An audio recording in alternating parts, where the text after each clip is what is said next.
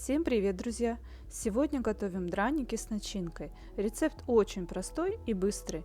Получается вкусно и сытно. Для начала готовим начинку. На растительном масле обжариваем лук до золотистого цвета. Добавляем морковь. Все хорошо вместе перемешиваем и немного обжариваем. Следом добавляем грибы. Грибы у меня консервированные, можно брать любые. Немного присаливаем и добавляем черный перец. Далее готовим картофельное тесто. Картофель нужно натереть на средней терке и хорошо отжать от лишней жидкости.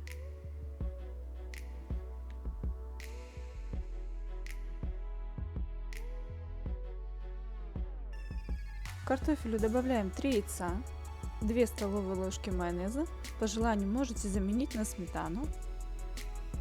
Перемешиваем.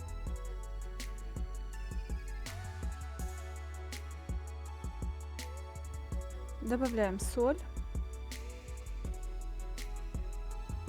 и 2 столовые ложки муки с горкой.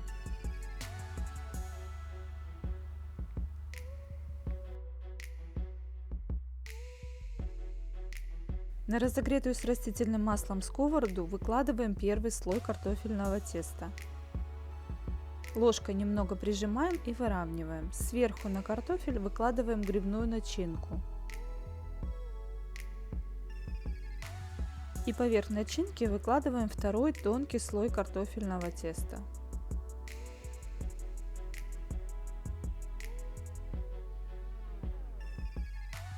Обжариваем с двух сторон до румяной корочки.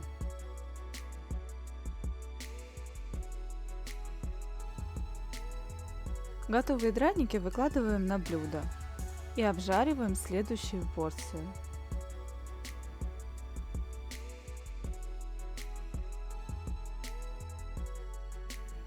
Получаются очень вкусные драники. Обязательно готовьте и радуйте своих близких.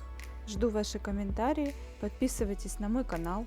Если понравился рецепт, ставьте лайки. До новых встреч и всем приятного аппетита!